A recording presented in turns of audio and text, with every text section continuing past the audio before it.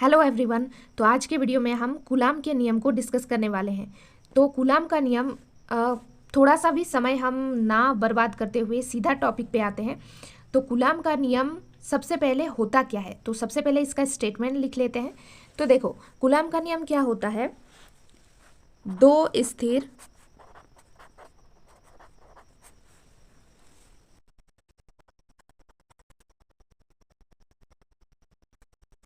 तो हमारा कूलाम का नियम क्या है, देखो, दो स्थिर बिंदु आवेशों के बीच लगने वाला आकर्षण अथवा प्रतिकर्षण बल उन दोनों आवेशों के गुणनफल के अनुक्रमानुपाती तथा उनके बीच की दूरी के वर्ग के व्युत्क्रमानुपाती होता है। ठीक है, तो इसको हम एक डायग्राम के थ्रू समझने की कोशिश करते हैं।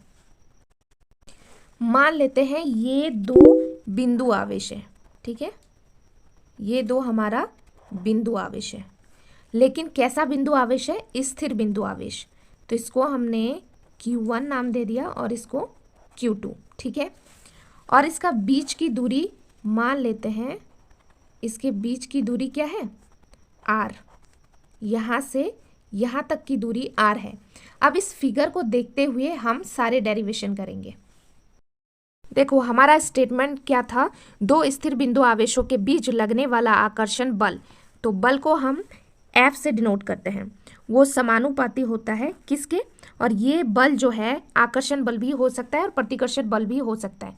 तो हमें कैसे पता चलेगा कि ये जो बल है ये आकर्षण बल है या प्रतिकर्षण बल, तो ये हमारे चार्जेस पे डिपेंड करता है। यानी अगर प्लस प्लस चार्ज हो तो प्रतिकर्षण होगा, यानी एक जैसे चार्जेस हो तो प्रतिकर्षण बल लगेगा, माइनस माइनस में भी प्रतिकर्षण बल लगेगा, और अगर प्लस और माइनस हो या माइनस और प्लस हो तो आकर्षण बल लगेगा। समझ में आया?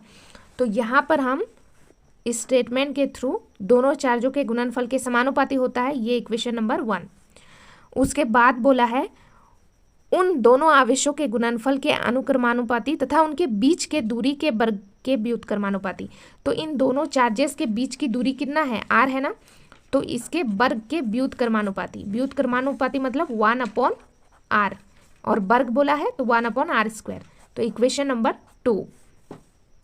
तो हम क्या देख रहे हैं, समीकरण 1 तथा समीकरण 2 में, या इक्वेशन 1 और इक्वेशन 2 में, हम इक्वेशन 1 और इक्वेशन 2 में क्या देख रहे हैं, या फिर समीकरण 1 तथा समीकरण 2 में क्या देख रहे हैं कि इसका जो लेफ्ट हैंड साइड है, दोनों यहाँ पर देख सकते हो F और F बिल्कुल सेम है।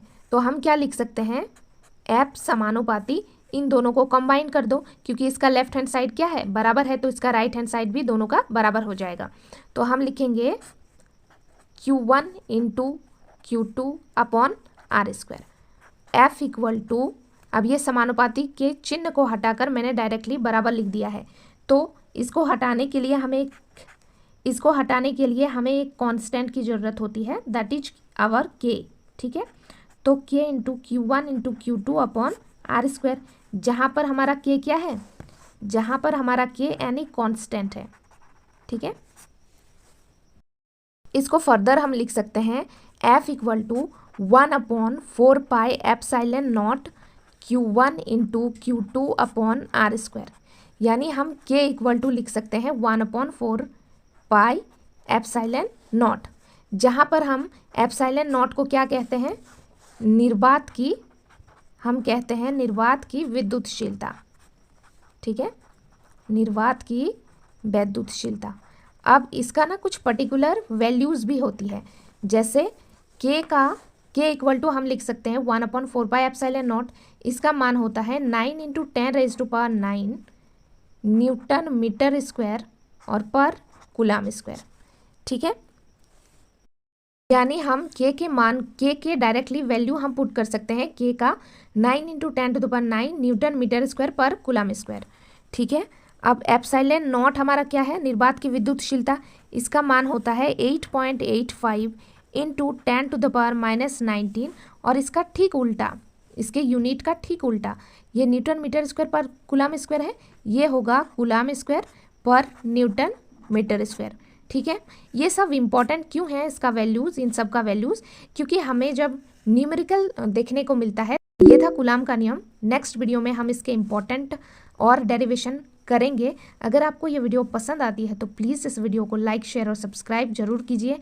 और कुछ भी आपको दिक्कत हो या कुछ भी कहना हो तो आप मुझे कमेंट में बता सकते हैं। और डिस्क्रिप्शन बॉक्स जरूर चेक कीजिएगा, वहाँ पर काफ़ी सारे और इम्पोर्टेंट क्वेश्चंस मैंने सॉल्व किया हुआ है, उनसे भी आप बेनिफिट उठा सकते हैं।